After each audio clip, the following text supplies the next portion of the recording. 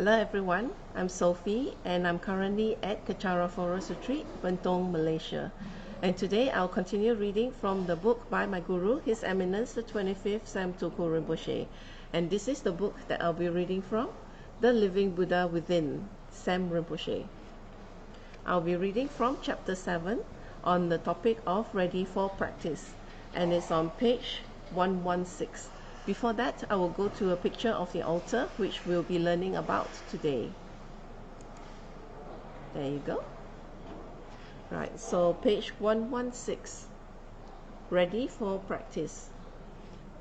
Setting up an altar. Set up an altar if your family members agree. If your families follow other religions, but your partner agrees and it does not offend, set up a nice altar in your home. The altar is an object for you to collect merit, an object to remind you of your refuge and your practice of meditation, and it is not for show, nor it is an ornament for your house. Setting up an altar is a good thing. There are 3 necessary items for your altar, which are the representations of the Buddha's body, the Buddha's speech, and the Buddha's mind. So on every Buddhist altar, you can place a Buddha statue or image to represent Buddha's body, a Dharma text to represent Buddha's speech, and a stupa to represent Buddha's mind. If your family prefers you not to set up an altar, it doesn't matter. It does not mean you are not a Buddhist. Buddha. Buddha is everywhere. Wherever you think the Buddha is, he is there. In the center of your altar, you should have a Buddha image in any form. The Buddha has the power to deatomize and change to any form, just as simple H2O can change into mist or ice or a precipitation of rain or snowflakes. Surely the Buddha has more power over his physical form than plain old water. Buddha can manifest in many forms. The Buddha's wisdom is not like our wisdom. It can also manifest in intangible forms. The Buddha's wisdom can manifest in the great Manjushri, the one with the flaming sword cutting off all obscuration.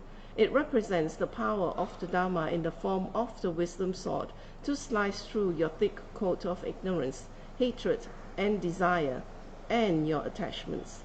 Then the Buddha manifests his great compassion, his wish to help others in the form of Kuan Yin, such as with 1,000 arms or with 4 arms.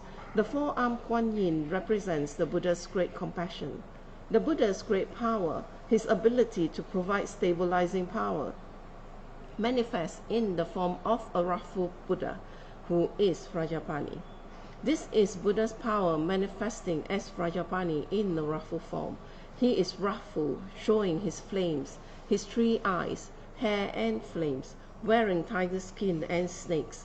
He is showing a fierce form, not at you, but at your delusions, ignorance, hatred, desire, negative karma, and negative activities.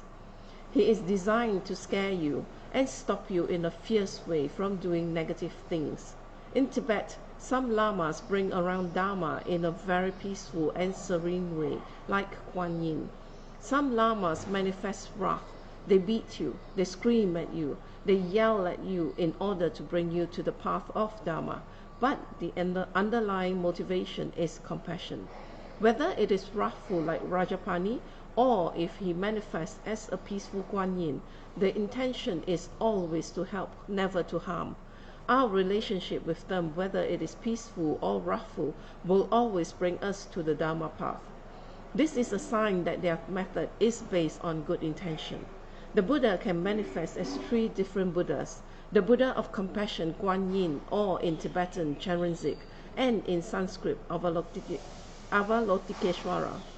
Then the Buddha of wisdom is Manjushri, which in Sanskrit means eloquent speech, or Manjushri.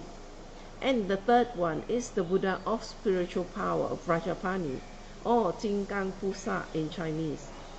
The Buddha can come in the form of a lama or teacher, or the Buddha can manifest as these 3 bodhisattvas rejoining into one and emanating on earth to teach and to help, again as the great Je Tsongkhapa. Je Tsongkhapa is the manifestation of these 3 Buddhas. So the Buddha divides and again combines to manifest on this earth in order to help and to assist us. Some of us have lots of compassion but are not so smart, so we need Manjushri. Some of us are quite smart and quite fierce, we need Kuan Yin. Some of us are fearful, we need Vrajapani. Some of us are smart and compassionate but not so successful in whatever we do, we need Tara. So the Buddhas manifest in the different myriads of forms to skillfully assist us. Whichever Buddha you pray to, it is a Buddha. But the Buddha will have a special link as to why he manifested in that way. So if you pray to Manjushri, wisdom will be stressed, along with compassion, power, and activity, and skillful means. If you pray to Tara, then quick activities along with compassion is stressed. The Buddha manifests like a doctor who specializes in different fields. He is a doctor who is skilled in all the things that a doctor needs to know, but he further specializes in different aspects for our particular afflictions. The physical form, the sound, and meditation of a specific deity will create a situation in your karma and your energies and your mind and in your chi to develop quicker than the other deities.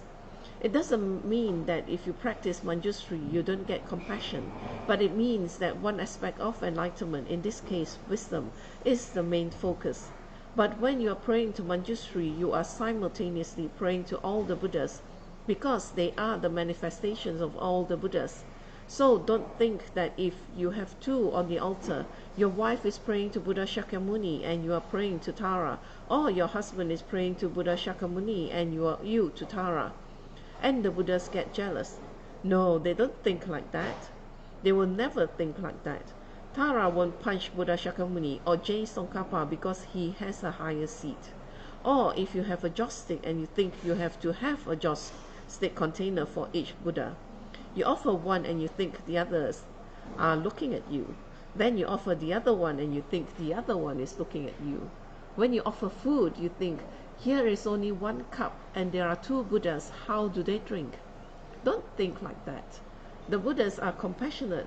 When you pray to one Buddha, when you are making offerings to one deity, you are making offerings to all of them simultaneously. If you are praying to the medicine Buddha, he is the medicinal healing aspect of Shakyamuni, the Buddha energy for healing, ultimately healing your ignorance, hatred, and desire, temporarily your diseases, your distractions, and your obstacles. Which Buddha is more suited for us depends on our karmic imprints and instincts. Some of us have more bad karma for health, so we need medicine Buddha. Some of us have less wisdom, so we need Manjushri. We can focus on that activity in which we are deficient and at the same time gain enlightenment through any of them. You can have more than one or just one. It is up to you. The bigger the better. The better the material, the better. Whatever financially you can afford. It is better to buy a precious statue of a Buddha and put precious ornaments, gold and jewels on the Buddha image than to put jewels on yourself, paint your face, put on beautiful clothes and sit in front of the mirror and look at yourself for 2 or 3 hours before parading around in an expensive car. For yourself, you can buy the biggest 9-carat diamond ring and you make sure that at the parties the angle just reflects the lights on your friends' faces. But for the Buddha, you buy a cheap semi-precious stone, maybe glass, close your eyes and blink. Oh, for you, Buddha, may I gain enlightenment. May I get the best. Oh, I'm so devoted to you. I'm a good practitioner. You will receive nothing. The Buddha sits there and keeps quiet, but he is compassionate. Logically, when you put ornaments on a Buddha, the merit you gain is the real wealth. You are ornamenting or making offerings to a being who is free from all states of sufferings. Therefore, by making offerings to them, the best jewels, the best clothes, gold, and so on, you are actually creating the merits and the karma to attain the enlightened state, and directly you will attain wealth. If you do not have the karma to attain wealth, when you get it, you will lose it. It gets stolen or you will use it up quickly. If you have the karma to get it, whether you do work or not, you will get it. The best and most efficient way is to make offerings to the three jewels. If I may go further, with deep respect to all of you, and not to try to sway your thoughts or anything, but with respect, the best way is by making offerings to the Sangha.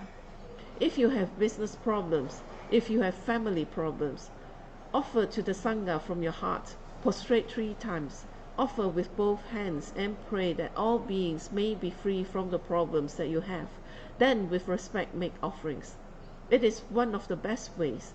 It is a predominant practice in all the Buddhist countries. Then, once you get your Buddha statue, if you can fill the inside with mantras, fine. If it is too small, you can fill it with precious or semi-precious stones, depending on your financial ability. Fill it up. If not, at least put in mantras. You can write Om Ahom in English on a piece of paper. If you misspell it, it's not a problem. Roll up the paper and put it inside the statue. If the statue is empty, it is said to collect spirits. But do not get scared and say, oh, my deities have been empty for years. Never mind, if you can, it is okay. If not, you visualize the Buddha strongly there, filling up the statue. Never mind, it is okay. Do not get worried and become superstitious. Sometimes people cover up the Buddha statue with glass to protect it, and they make a round hole in front because they think, oh, the Buddha cannot give blessings otherwise. How can the Buddha be blocked from blessing you with a piece of glass? People ask me whether they need to cut a hole in the front. I ask, why? I thought it was because they thought the Buddha could not breathe. No, it is because I cannot get the blessing, and also when I pray, my prayers don't go to him. So that is why they put a hole. I ask, why do you put the glass? Why don't you take it off and get all the blessings all there? Don't think the Buddha is so stupid that a piece of glass can block his blessings. Of course you can cover it with glass so that the glass doesn't collect on the physical representations of his body. But it is not necessary, it is up to you. When you need to remove it and clean it, move it with clean hands and good motivation. Make 3 prostrations, remove the statue, clean it, wipe the space under and around it, and then put it back. You can clean it as often as possible. In the process, if you happen to break it or chip it, it is not the end of the world. Buddha is compassionate. Don't worry, nothing bad will happen. How can a compassionate being take revenge if you remove it while he was having his tea? If that is the case, you might as well pick it up and throw it out of the window. Don't be so stuck with this kind of practice. I'm not saying you are, but I have been approached with these questions in the past. And with that, I will end my sharing for this session. And before I go, I would like to share with you some activities that will be taking place in Kechara Forest Retreat in Bentong, Malaysia. And this is one of them. This is a celebration of Ulambana. It's will be taking place on the 10th of August, Saturday. Event will be from 9 a.m. to 5 p.m. at Kechara Forest Retreat. At 9 a.m. we'll have the opening speech and Dharma sharing. At 9:30, the Grand Ulambana Genze Puja, which is good for good fortune, long life and merits. At 12:15 p.m. we'll have the free vegetarian lunch. At 2 o'clock is the Grand Ulambana Trakse Puja, which is good for protection and blessings. And at 5 p.m. we will end the event. There's many different packages that you can sponsor in dedication for your dearly departed, and also that in show of gratefulness to all those who are around you. The packages starts from $20 and it goes up to $6,888 for the grand sponsor. So imagine how much merits you gain to be dedicated to your loved ones. So this event will be at Kechara Forest Retreat, Bentong, Malaysia. And if you have any enquiries, there's the numbers to call, and also you are able to WhatsApp to the number 012-987-3908. You may also wish to email at care@kechara.com, or you can go online to the website vrajasecrets.com, where you can actually go online to to pay for the sponsorship packages and read more about it. So wherever you may be, you are able to do the sponsorship, and the prayers will be carried out in dedication for your loved ones and according to what you dedicate. And the other event is a combination of KFR pilgrimage and spiritual Saturday. So at 7 a.m. it will be the KFR pilgrimage, where the pastors will lead you into circumambulation around KFR, and they will explain to you the benefits of that, and so that in future, whenever you visit any holy and spiritual places, you will know what to do to gain the blessings.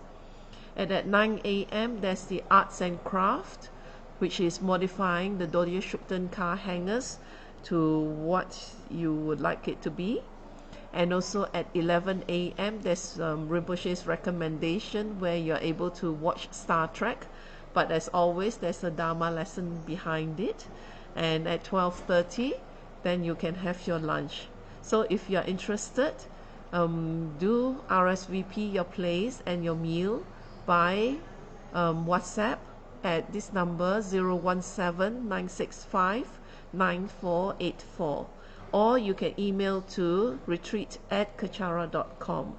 If you're not able to join us for this Saturday, you can always look up for the next event, which will be 27th of July, Saturday as well, at this website bit.ly/2LO5Q U&X. So this is the event that will be taking place in Kechara Forest Retreat. And thank you again for sharing your time with me, and I do hope that with my sharing for this chapter, that you start thinking, if you have not already, of setting up an altar at your place, wherever that you feel comfortable with, maybe at your working desk or at your home, where your family will be able to benefit from the blessings too. So I'll end this session with a completion dedication in Tibetan. Jangjop Sencho Rinpoche, Mage Panam Geishi, Ge Panam Pame Payang, Goni Gondo Pewashu, Tony to Rinpoche, Mage Panam Geishi, Ge Panam Pame Payang, Goni Gondo Pewashu, Daso Juli Sapagi Wadi, Dadandro, Gonaga Pada, Jepa Jesuno Centrapai, Tamping Imporin the Sase, Sho, Ge Wakuto Yandala Mada, Drame Chukui Palano Chochi, Sadam Langi Yaterazone, Doji Jangi of Pangatus, Ge Wadi, Yoduda, Lamasang Yudruyone, Drew Achikamalupa, De Salago Koshu, Choki Kapusungapa, Josunamba Pewala, Geki Sama Siwadang, Junki Malu Sangasho, Dadam Songi Descendant, Drewa Songi Latene, Gewala Santrapai, Tampayo Riva, Giushi, Ni Modeles and Dele, Ni Mingunyan Ni Sentato delle Pel, Gochusungi Jingilo, Gochusungi Ngotroso, Gochusungi Trasi, Show. Chesalama Kuserapting Chain, Dom Katrini Chochuke Bada, Losam Tempe Dromis of Songi, Drawing Satatoni, Giushi, Kawe Rawe Coish come them, Bendan Deo Malu Yuin, Charan Se one tensing get so Shapeshi Vadu de Giushi, Home Dumping Outro Malupa, then the Dala Salduso, God and Dempalong Choknam, Kepa Soshi Shukten Cell. Thank you again, and hope that you spend your time sharing in my sharing for the next session too.